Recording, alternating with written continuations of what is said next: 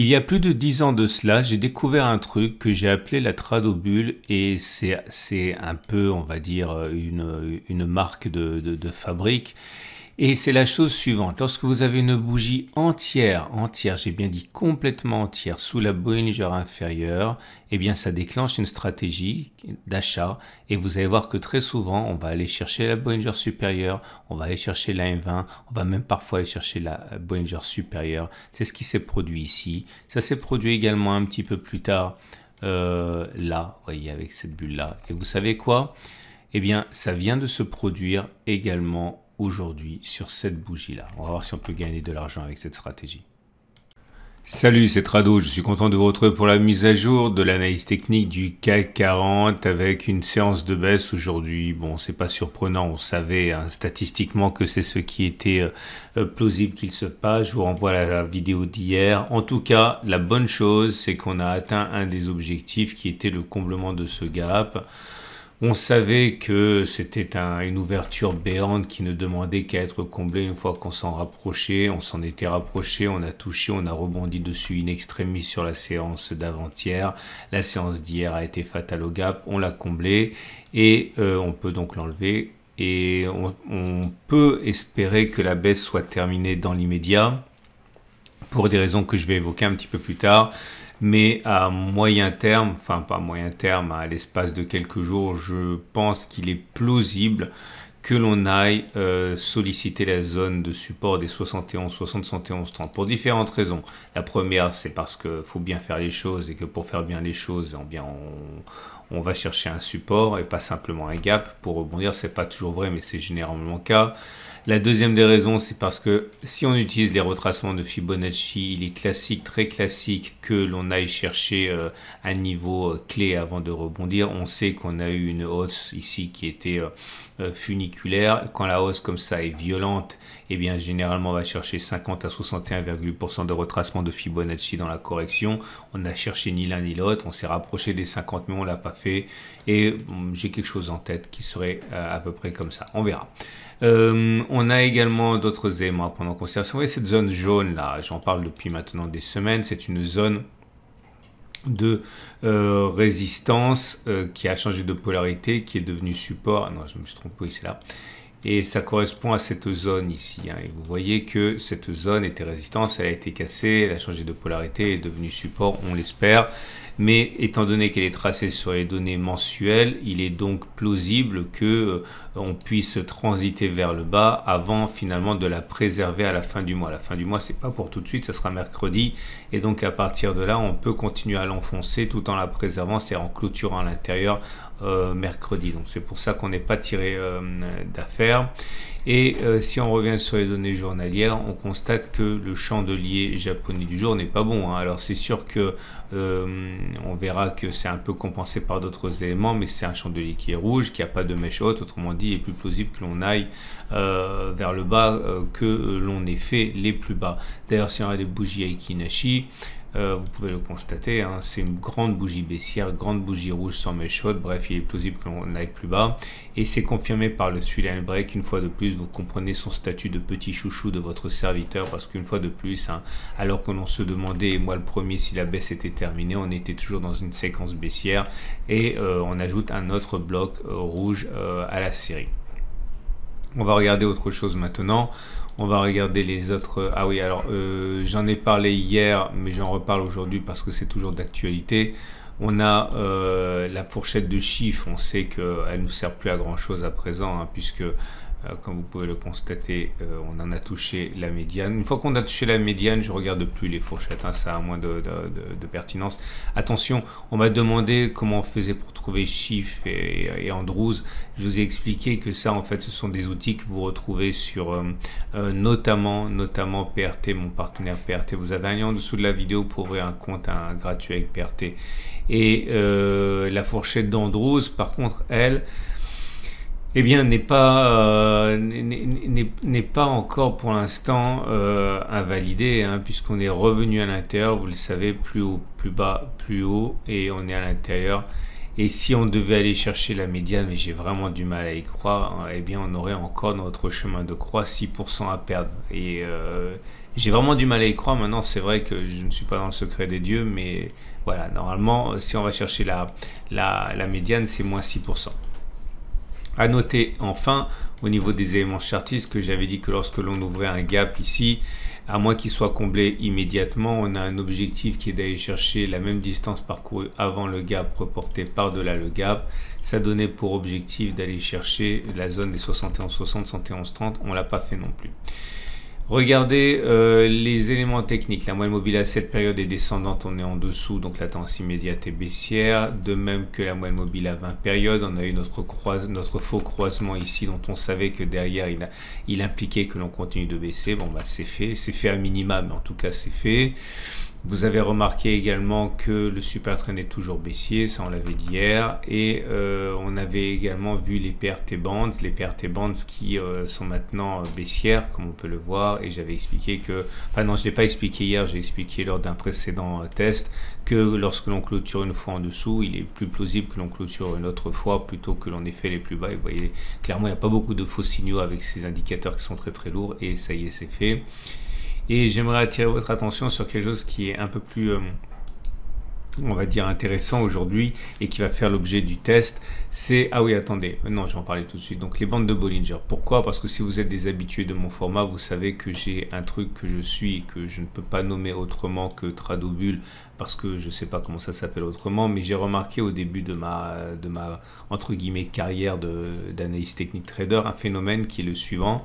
Alors, je veux pas m'attirer la paternité de ça, c'est vrai que je ne l'ai pas vu ailleurs, mais peut-être que quelqu'un l'a vu avant moi, c'est pas la question, mais en tout cas j'appelle ça une Tradobull pour la qualifier. C'est quand vous avez une bougie comme ça, et que la bougie est entièrement sous la Bollinger inférieure. Il n'y a pas de mèche qui touche la Bollinger inférieure, il n'y a pas de corps, il n'y a rien, pas comme ici. Là, il n'y a aucun contact entre la bougie entière et la Bollinger inférieure. J'appelle ça une Tradobull et pour moi, c'est un excès très fort du mouvement baissier et qui mérite d'être corrigé. Vous voyez, là, il n'y a pas de Tradobull puisqu'on a touché la Bollinger inférieure constamment. Par contre, là, on en a une. Ici, sur cette bougie-là. Ok, vous voyez, pas de contact du tout. Et vous voyez derrière 4 pouces verts. Pourquoi 4 pouces verts? 4 pouces verts parce qu'on a atteint 4 objectifs différents. 4 objectifs différents avant d'avoir touché un stop de protection. Quel est le stop de protection? Alors, le stop de protection que j'utilise, c'est vous prenez toute la bougie. Regardez son amplitude, ça fait 1,50%. Et vous mettez votre stop de protection à moins 1,50%. Donc, la même amplitude, mais reportée vers le bas. Et vous voyez 4 pouces verts parce que avant que d'avoir touché ce stop de protection, eh bien, on a touché la Bollinger inférieure, on a touché la M7, j'ai oublié de l'enlever, je vais la remettre. On a touché la M7, on a touché la M20 et on a touché la Bollinger supérieure. Les 4. Donc on a 4 pouces verts. Je vous montre un autre exemple. Évidemment, ça ne fonctionne pas tout le temps. Là, vous avez 3 pouces verts et 1 pouce rouge. Pourquoi? Parce qu'on a notre bulle ici. Tradobull, vous prenez la distance de l'amplitude de la bougie, c'est 1,03, 1,010. 1,10, pardon. Vous remettez le stop de protection. Notre protection, il est là. Donc, il a été touché à peu près ici. Mais entre-temps, vous voyez, on a eu le temps de toucher la Bollinger inférieure, toucher la M7, toucher la M20, mais on n'a pas touché la Bollinger supérieure. Donc c'est 3 pouces verts et 1 pouce rouge. Et là, on n'a qu'un seul pouce vert parce qu'une fois qu'on a eu la bulle, on a juste touché la Bollinger inférieure avant d'avoir le stop de protection qui a été touché. Le stop de protection, c'est l'amplitude de la Tradobull 1,31 vers le bas. Donc voilà, donc c'est pour ça qu'on a un seul pouce vert. Maintenant, je vais faire défiler. Alors, ce que je vais vous dire là, ça ne sert pas vraiment pour le trading, c'est surtout pour l'analyse technique. Là, on a tout touché. Et vous allez comprendre. Vous voyez que au bout de 30 occurrences, on peut tirer la conclusion suivante. Est-il plausible? Est-il plausible? C'est terminé. Non, il y en a encore là. Ici. Et là. Voilà, là, on est bon. Ah, maintenant, je vais vraiment trop vite. Ici, alors regardez, là, j'en ai parlé parce que c'est 4 pouces verts, il faut être précis. Et parfois, c'est pas ce que vous croyez. Quand on touche la Bollinger supérieure, ça ne veut pas forcément dire que c'est super gagnant. Hein, parce que regardez ici, la Tradobull a eu lieu à 7,76. C'est énorme, 7,76 d'amplitude. Si on met 7,76 vers le bas, voyez, on est à peu près ici. Et vous voyez qu'on a bien, malgré ce qu'on pourrait croire, un contact avec la Bollinger inférieure, un contact avec la M7, plus tard avec la M20 et même avec la Bollinger supérieure. Mais pourtant, le contact avec la M7 était plus haut que le contact avec la Bollinger supérieure. Donc attention de ne pas tirer de conclusions qui sont fausses. Hein. Ok. Et ça y est, maintenant, on est bon. Alors, a-t-on raison à partir de la séance d'aujourd'hui, puisque vous voyez qu'on a une tradobulle là, de parier sur le fait qu'on va aller chercher la Bollinger inférieure? Alors oui, et ça s'est produit avant de chez le stop de protection. Hein. Le stop de protection, il est à 2 pour moins 0,90%, moins 0,87% des cas, il est là. Donc, est-il plausible d'aller chercher la Bollinger inférieure avant d'aller faire faire 0,86? Oui, ça voudrait dire, bah, attention, elle descend la Bollinger inférieure, donc imaginons qu'elle soit là, ça va être 0,3%, ça va pas être très ambitieux. Ça a fonctionné comme ça, 29 cas, ça a échoué une fois, autrement dit, dans 97% des cas, on va d'abord toucher la Bollinger inférieure. Est-il plausible que l'on touche la M7 avant que d'aller chercher le stop de protection? Ça, c'est beaucoup plus intéressant. Eh bien, ouais, hein, 24 fois, ça s'est produit comme ça, contre 6 fois où ça n'a pas, où on a touché d'abord le stop de protection. Donc, 80% des cas, et là vous voyez que en termes de ratio gain-risque, c'est quand même beaucoup plus intéressant, même si la M7 elle descend. Est-il plausible que l'on aille chez la M20 avant de toucher le stop de protection? Une chance sur deux, ça s'est passé comme ça 15 fois, et ça a échoué 15 fois. Et est-il plausible d'aller chercher la Bollinger supérieure? Là c'est vraiment très intéressant, mais ça arrive rarement. Seulement une fois sur 3, en gros, puisque ça a fonctionné 11 fois, ça a échoué 19 fois, autrement dit dans 37% des cas. Bref, ce que je suis en train de vous dire, c'est que au regard de cette stratégie, il est quand même plausible que qu'on soit arrivé à la fin de la correction, au moins à court terme. Et au regard de ça, il est plausible que l'on fasse ça et qu'après éventuellement redescendre. Mais dans un premier temps, il est plausible que l'on ait terminé la baisse. Hein. Et ce qui nous amène donc à l'Ishimoku. Ah oui, j'ai pas parlé des autres indicateurs techniques parce que il y a beaucoup de choses à dire déjà, mais comme vous pouvez le constater, on a des éléments qui sont négatifs, nouveaux. La rune qui délivre un signal baissier et c'est tout en fait, hein, c'est déjà pas mal.